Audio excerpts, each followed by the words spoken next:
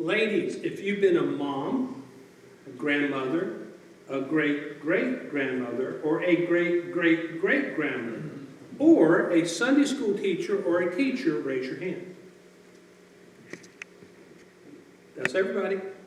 So I'm going to come around and probably hand out, I'll have to make a couple trips. Okay, I'll pick up mine later on. Now, as you have your rose in your hand, carefully check your rose for thorns. Moms, think about that in this way. When you hug your child, or you go see your child, are there times when you hug them that it's like hugging a rose that didn't get dethorned? And it hurts. Okay? I have 2 children, and I have watched, and my wife corrected me, his, yours, and ours, if you count them all, we have 12. I've been saying 11. I haven't even said it right. Now she's corrected. What? 11 and 10. Okay. She's got me, she's getting me straightened out. But in there right now, we got a couple of thorns that hurt when we talk to them, when we see them, to see the things that they're doing. The life of a mom never ends. Your life never ends. Your heartache never ends. Even if they pass to the other side, the heartache doesn't stop. You will always have that. It's part of being a mom.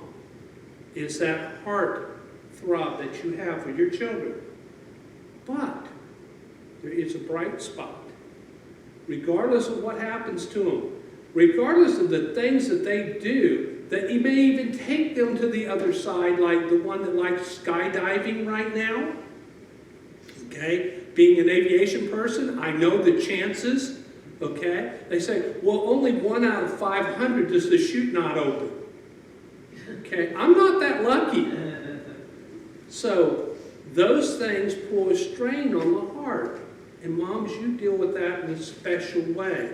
And it doesn't matter if it was biological, adopted.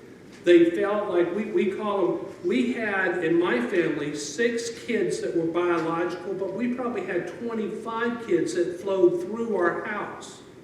That my dad would just take kids in. We'd be sitting at the breakfast table. My dad would look around the room, look at my mom go like this, and then he'd turn around and say, okay, who are you? Well, I'm Sally. Well, what's your story? Well, my mama threw me out. Well, there's plenty of food at the table. Okay? Help with the chores around the house. And there was times we had 8, 9 kids in our house. Not all of them were ours. My mama took care of all the kids. It didn't matter if she had them or not. If they lived in that house, my mama took care of them. And she loved every one of them. Okay? So that is just part of being a mom. I have some good friends who are Sunday school teachers who have never had children, but they've had thousands. And they've loved every one of them. And they have been I call it a church mom to them forever. How many in here have been a Sunday school teacher for little ones? With the hands. So you've been moms to thousands of kids. Because the only place that they will probably see a strong, good Christian woman is when they came to that church and they sat in that Sunday school class. Now, I had the same feeling. Father's Day, I'll talk about it, but I'm a school teacher. And I'm probably, for, I'd say, a good portion of my kids, the only Christian male they'll ever deal with on a consistent basis. Kind of puts a different thought in your mind about who and what you are as a person who claims to be a child of God. You are Jesus' representative, not to just your children, but to any children you come in contact with. Therefore, you're God's mom all the time. Okay, so happy Mother's Day. You see my little card I found that. I like getting different ones online. They have the nicest things online. Go to the next one, John. Okay, there was the rose for our rose ceremony. White rose and red rose have had so many meanings. I did some study on this. They have used those for so many meanings over the years. White meaning for mother's purity, and red for beauty. Okay? And you know what? In those things, Christ doesn't look at your face. I'm so glad. He looks at the heart, and he sees beauty in the person, and in that heart, and the person you grow into being. So that beauty, that red rose also stands for that. Purity is keeping yourself pure for your children, because you are their example. And the way you live touches their lives. Now, not all moms are perfect moms. Go to the next slide. Here's two types of moms. Here is a brand new mom. She is so organized, and she's got the Lysol and the wipes and the proper little cup and everything else. Here's third child mom. Just throw him a Coke and let's go. Okay. We have one, she says, well, my kids grew up on Mountain Dew and Pepsi. You know? So it's the difference. Moms are all different. And that's okay. My mom was different. My mom, I loved my mom to death. My mom was not a perfect mom. And that's okay. You know, it's hard to say that, but that's okay. Go to the next slide for me, John. But a woman, charm is deceitful, and beauty is vain. And they left out a word, fleeting. But a woman who fears the Lord is to be praised. It doesn't matter who or what you are. Go to the next slide for me. Tamar. Let's talk about a mom who most people would not hold up as an example for what a mother should be. Tamar, when the Israelis came over the river, they sent in spies, and the spies went in the city. And where did they go to? The one place that nobody would question them if they walked to, they went to the harlot's house. That harlot was Tamar. Tamar knew about the Lord. She had heard about the Lord. She cared for the children of Israel enough to save the two spies. Go to the next slide for me, John. Matthew 1. Abraham got Isaac. Isaac got Jacob. Jacob got Judah and his brothers. Judah begot Perez and Zamar by Tamar. Okay? So there's a couple Tamars. Okay, we'll get to that. So you had one that we were talking about, and then the second one, this Tamar. You know, I just like using the picture and the name, you know. So a second Tamar in this thing, this woman here was actually one of his children's sons' wives. In ancient Israel, if you had your oldest son and he got married and he died, you would take that wife and give it to the second son, give her to the second son, who would raise up a child in the name of the older brother. That son died. So the wife went down to the third brother. Well, the third brother was a young child. Well, guess what? Dad was not so hip on her waiting until this young man grew up enough to make that his wife. So he kind of set her aside. Well, Tamar, when she saw that she wasn't given to him and wasn't going to be able to raise up a child in the name of her husband who had passed away, went off to another city and dressed herself as a harlot. Oh, wait a minute. We're talking about the second harlot in the line here. And when her father-in-law came by and saw her, offered her a goat, and she had a child. But before he left, she goes, let me have your signet ring. She says, well, what are you going to give me? Because you don't have any money. Well, I'll give you a goat, but here's my signet ring and a couple other things. Hang on to that until my servant brings you what he's supposed to bring you. Does this sound like a wonderful mom? Okay? But she wanted that child and she wanted her husband to have a child raised in his name. It was important to carry on lineage back then in Israel. She came up with child. A couple months later, she started showing, and the people in his family go up and says, Tamar has played the bad person here, and you need to do something about it. He says, well, bring her here and we'll burn her. You know, it was pretty harsh back then, wasn't it? And she said, well, before you do that, she says, the man who did this, here's his signet ring, and here's his clothes.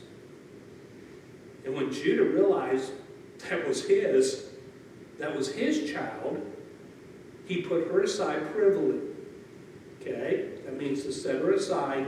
Nothing happened to her. She lived in her widowhood, but she raised 2 sons. Those sons came in the line of David also. You start to see a trend here. Moms don't have to be perfect. Moms are going to make mistakes. Let's go to a couple more. And Hezron begot Ram. Ram begot Abinadab. Abinadab begot Nahshon. Nahshon begot Solomon. Solomon begot Boaz. And Boaz begot Ruth. Well, Ruth, we know the story of Ruth. Ruth was in a foreign country. Her mother, Israel was in a famine. So people in Israel started wandering off to countries that had food. Well, her and her husband and her son goes off to another country who has food, and he marries this girl that's over there. Well, she hears in the land of Israel, it's rain. There's food here again.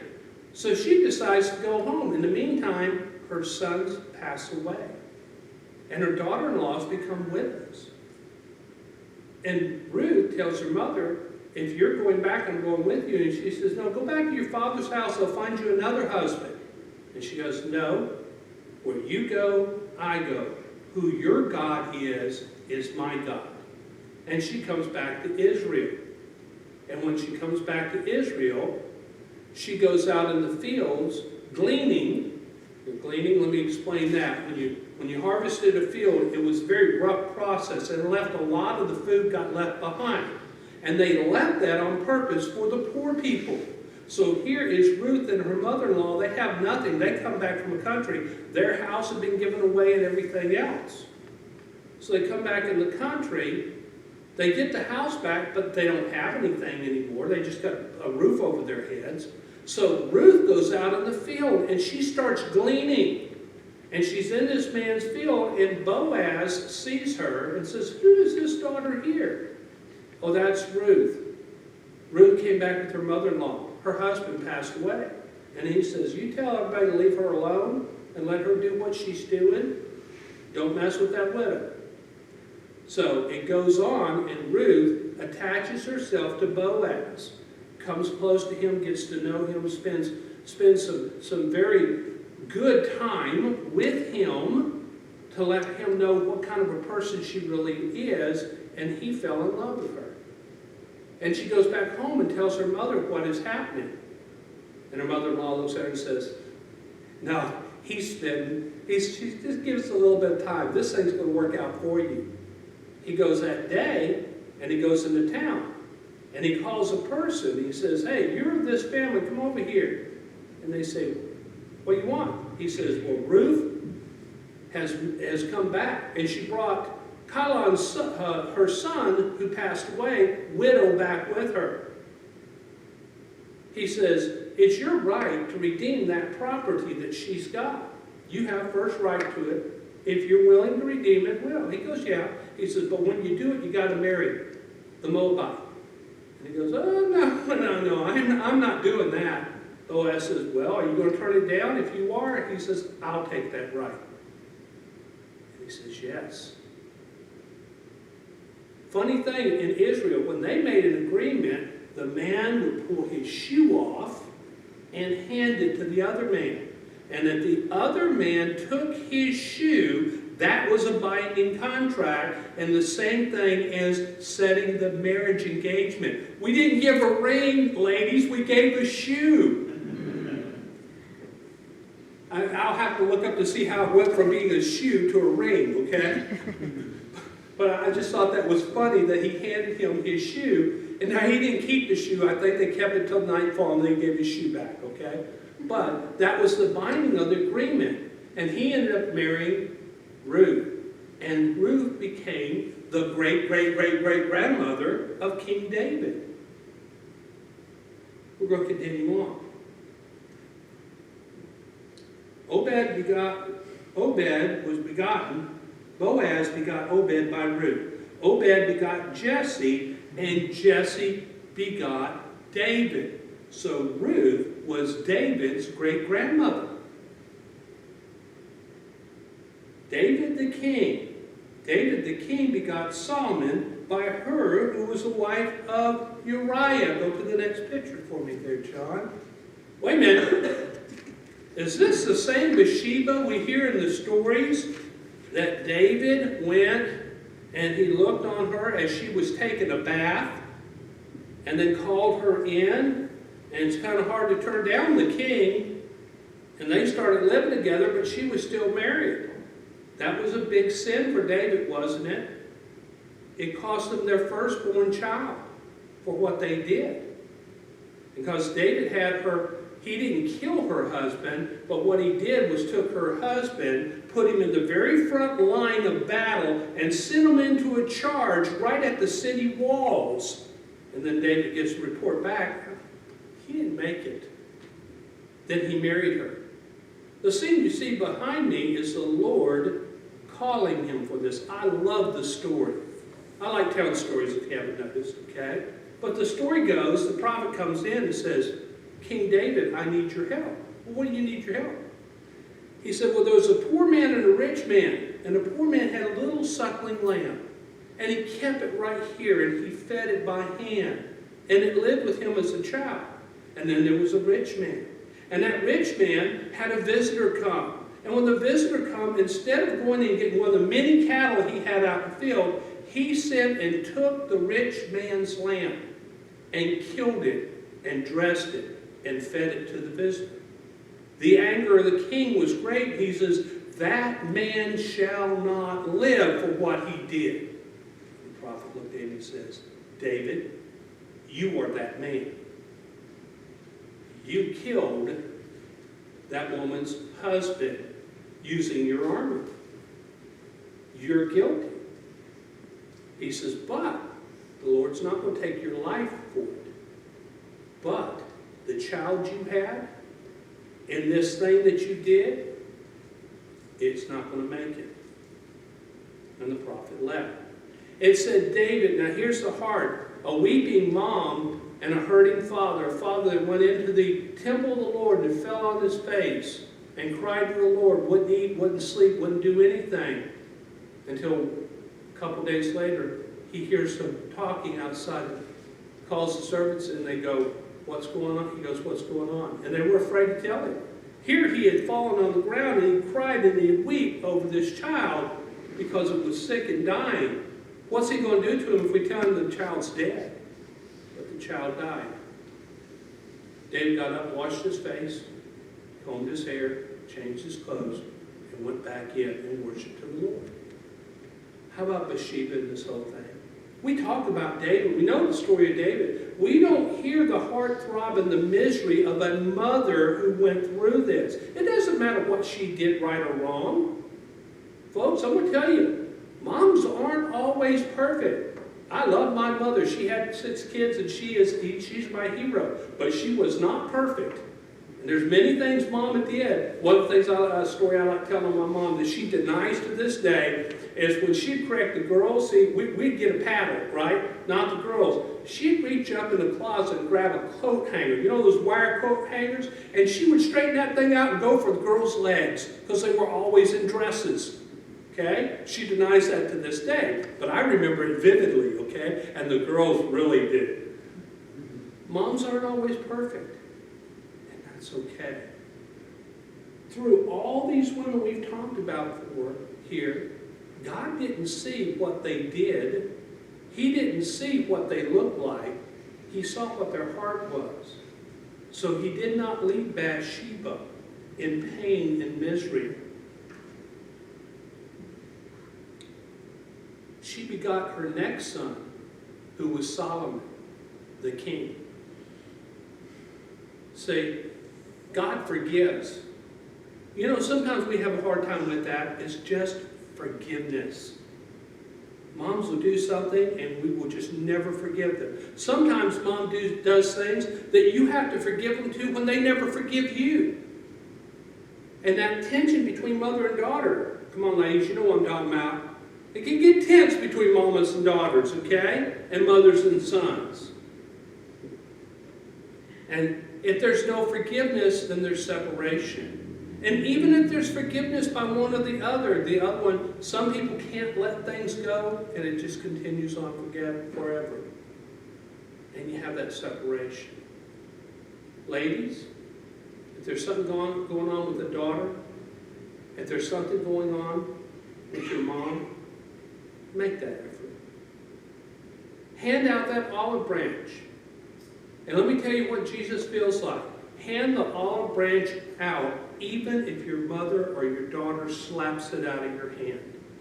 You did what you were supposed to do. You did the Christian, Christ-like thing in forgiving whatever has happened and trying to make it right.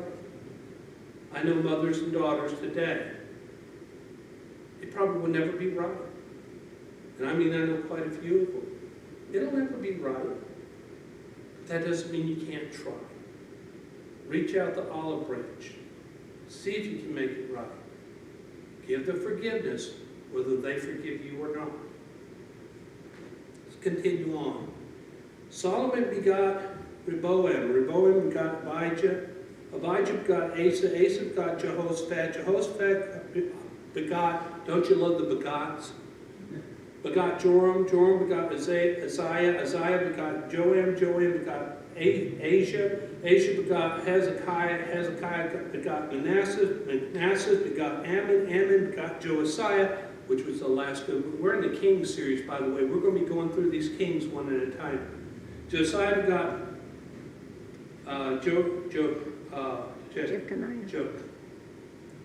him. And his brother, about the time they were carried away to Babylon. Jeconiah. Just took me a second. I got hung on that. Jeconiah, about the time they were taken to Babylon. So this is a break period. Israel has fallen. The Babylonians have taken them in, and then they've taken them in to Babylon. Jeconiah, while they were in captivity, Jeconiah begot Salathiel. Salathiel begot Zerubbabel. Zerubbabel begot Abed. Abed begot Eliakim. Eliakim begot Azor. So now we've gone back into Israel. The Babylonian time is over. They're living in Israel right before the time of Christ. Azor begot Zodok. Zodok begot Achim. Achim begot Eliad. Eliad begot Eleazar. Eleazar begot Mathan. Boy, this is a tongue twister, isn't it? Mathan begot Jacob. Jacob begot Joseph, the husband of Mary, to whom was born Jesus, called Christ.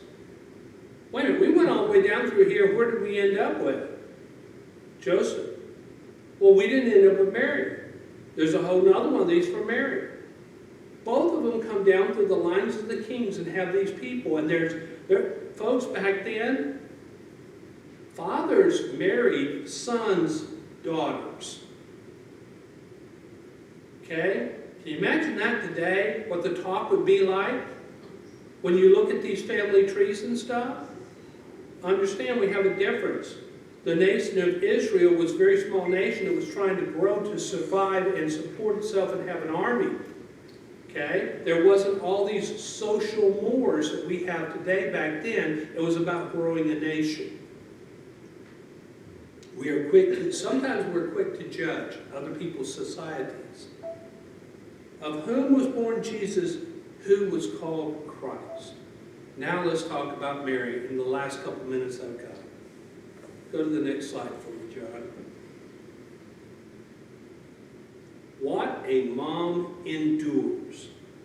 This is a mother who had a baby, who loved that baby greatly. Probably as much as Bathsheba loved her baby. Bathsheba had her pain quick and sudden and soon. Not so with Mary. Mary, who was visited by an angel to tell her that Christ was coming. Then she endured the trip to go have Jesus, riding on a donkey for many miles. She took him up to the temple and dedicated him. She had to flee with him to Egypt. She took the Passover trip where she lost her child, and it took days to find him. She endured all Jesus' missionary trips and ministry trips that he did, trying to keep up with where he is and is he safe and everything else like mothers do.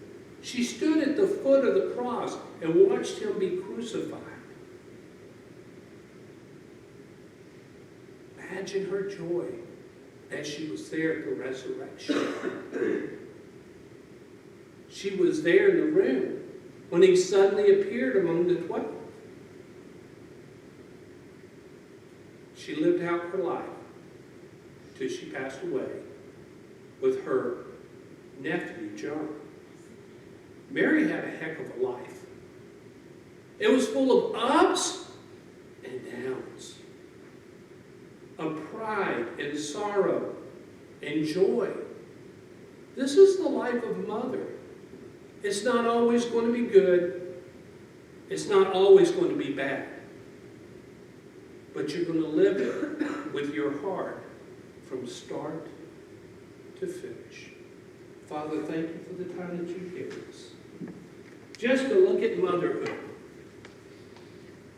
and look back at some of the people in the line that came down to who Jesus was. When he starts looking back at his heritage, at all his grandmothers, going all the way back, not all of them were bright, shiny stars, but every one of them was chosen by God to get things ready for Jesus to come to this world. So he loved every one of the mothers that were in the line that came down to Jesus. Father, I pray for the mothers in this room, grandmothers, great-grandmothers.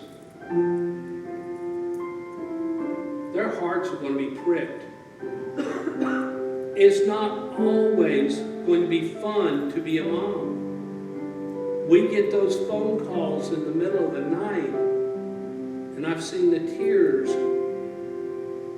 on my wife's face over a child that is breaking her heart. But you know, when you love hard, the tears aren't always bad.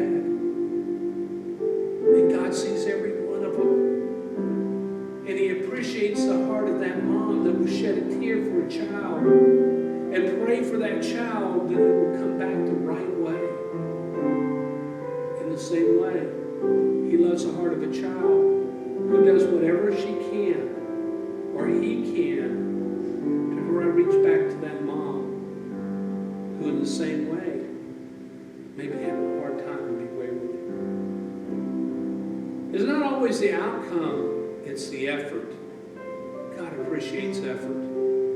He doesn't expect you to have a win every time. He expects you to put out the effort for it. He wants to see what the heart is. So Father, I thank you for all the moms in this room. I thank you for the sons in this room who love their mom, whether they're here or they've already passed to the other side. Father, be with all in our hearing this Mother's Day. Let this be a day we think to our mom. Think about our mom. Hope for our moms. Pray for our moms. So be with us in all that happens here as we switch over to family time. Now's that time you can take quietly in your seat and pray for your mom or your child, whichever is needed. There's been a lot of children who are moms themselves and are struggling through what we struggled through when we were young.